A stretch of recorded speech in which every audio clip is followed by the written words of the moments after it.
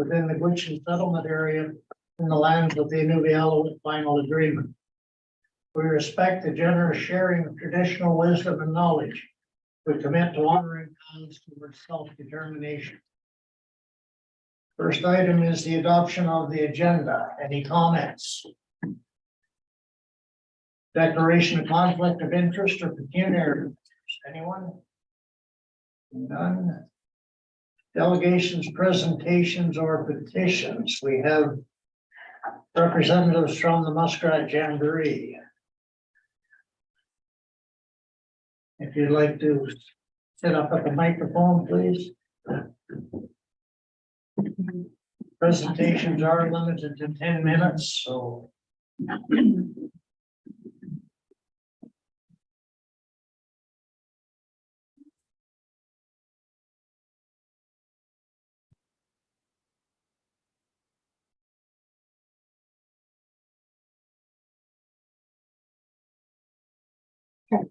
Can you guys hear me? Yes. Katsak Lindsay, Chillicut. I'm here on behalf of Muskrat Jamboree. I have with me Bernice and Patricia, and we put our donation request in to use the hall on April 20th. We put the 24th, but we're actually asking till the 25th because the day after the event, we always go back in and clean up our stuff.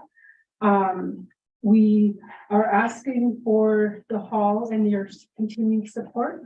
When we had a meeting recently at our Jamboree, we felt it was important to come in and to make a presentation. We want to thank you for your continued support.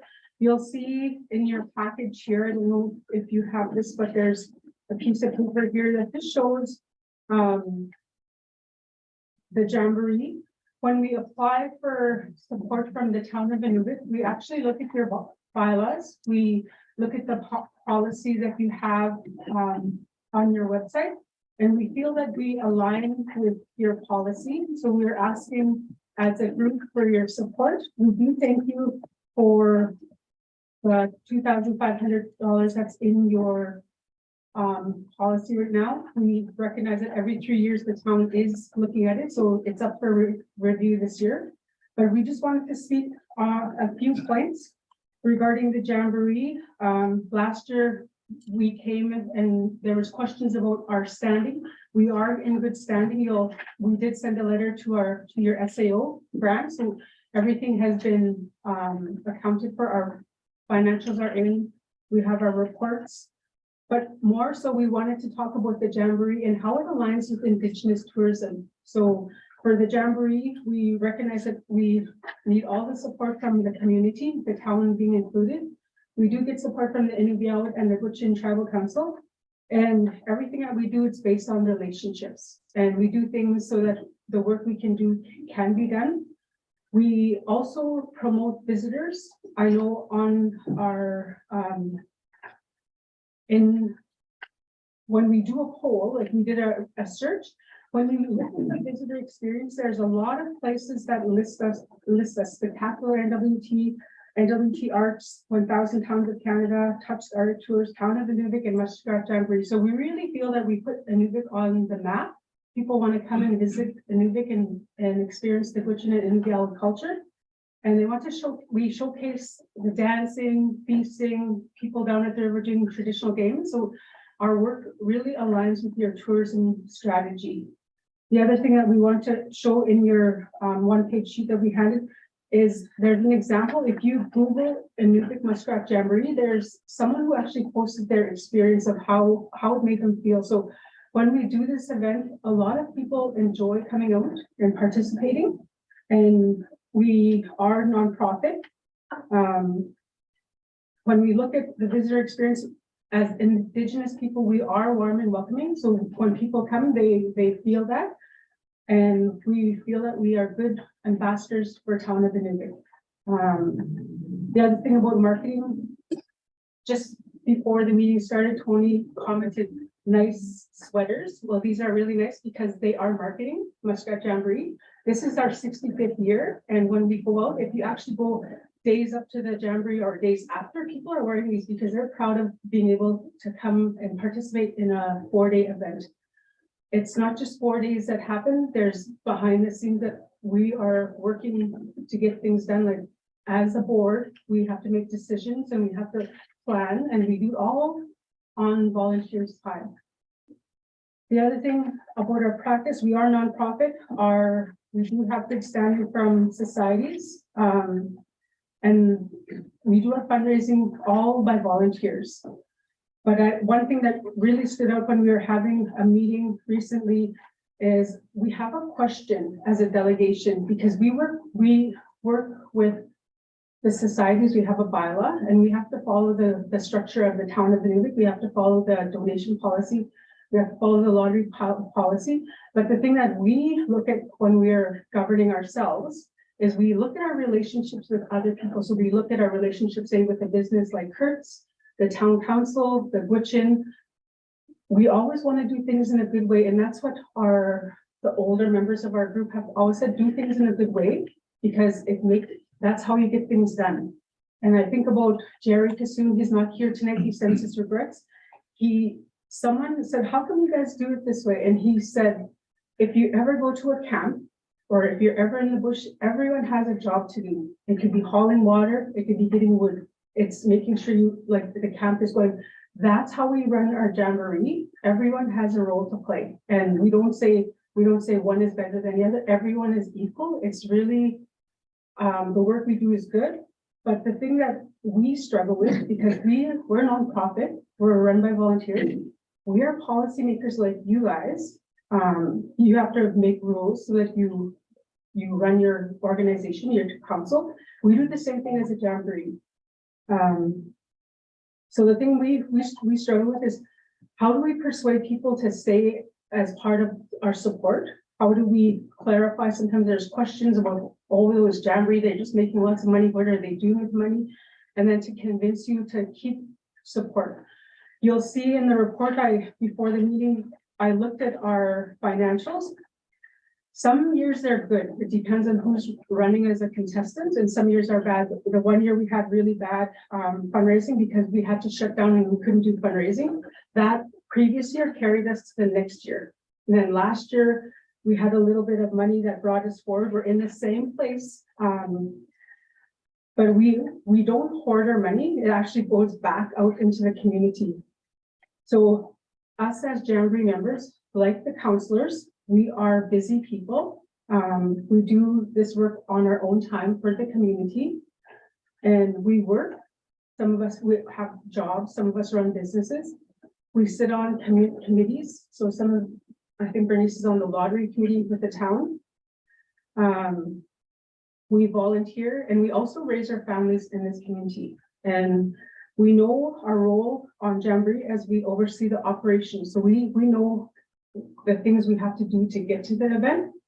But the thing is, our goal is we want to do things in a good way, right? Our elders have told us that, our parents, we know that we may not see eye to eye all the time when we're at meetings. Sometimes we disagree. Sometimes I argue with my auntie here. And she doesn't take it to heart because we're trying to make a decision that's for the best of our group. So the same thing applies when we're working with our partners in the community. We recognize we have to deal with these conflicts and issues, and that's expected as a leader. All of us on Jamboree, we see ourselves as community leaders because we're impacting change. But our struggle that we had at our recent meeting is something that came to our attention. And the question that I raise is when someone questions us or says, oh, you better tell Greta this. That's a form of intimidation, and I don't take that lightly. For me, as a community member, a taxpayer, I think when we do the work that we're doing, we try to maintain good relationships. And my question was that was a concern when we had our meeting just recently in February.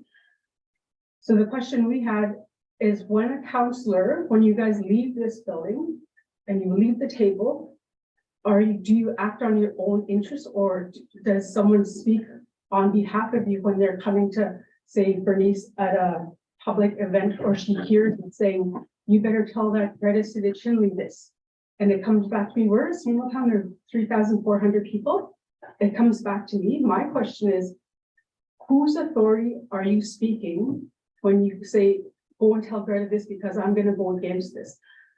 You can go against it, but we've been in operation for going on our 65th year, so it's supposed to be our 66th year as a committee. But I just wanted to bring that up. We do things really to foster community wellness. And we know that people question us, and that's legit. You guys can question us, but know that we don't do things in a bad way. We want to maintain good relationships, and we appreciate the support from town. The arena, we can't use the school because it's in operation, and we appreciate the $2,500. But for us, we want to make sure we have everything. We're good with you guys, all of you, that when we're out there, there's no one going against us. Because if you go against one, it's all of us at the group, and we want to have those struggles or those interpersonal clashes. Okay, I'll clarify part of that really quick for you. The only one who can speak on behalf of council is myself. Councilors speak as private citizens, but not on behalf of council. So that's that's our presentation. That's the thing we talked about at our February meeting. We do have a request for donation on your agenda. I will clarify that we are asking from the Thursday to Tuesday. We don't need the hall. We do need staff support. We actually really appreciate your staff helping us throughout the weekend. We don't need a sound system. And we do need pipe and drip so that the glass is hiding, so it looks really nice. We want people to have a nice experience when they walk in and like, wow, this is the Jamboree. So, and then at the river, same thing. We would like the outhouses, the tables, garbage cans, and then that's all. But that's our presentation and our delegation. Thank you, Greta. Does council have any questions? Seeing none, thank you very much. This council has also always supported the Jamboree, and I expect we always will. So Thank you. Keep it up, really. It shows hard work, so thank you. Thank you. thank you. Public question period. Anybody? Item 6.1, the minutes of the March 6th and 8th, 2023 council meetings. Any corrections, concerns? None. Action items list. Nothing. Item 8.1 will be the voting on the Muskrat Jamboree request for donations. You'll do up an amended motion. Thank you. We'll deal with that or vote on it Wednesday night, I should say.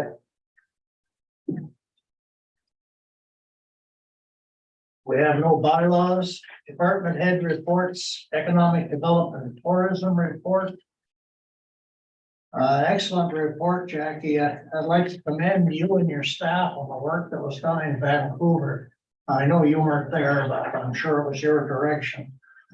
I think they did an outstanding job and really marketed Inuvik well, based on this report. So give them my thanks, and I'm sure council feels the same way. Anybody else have any comments?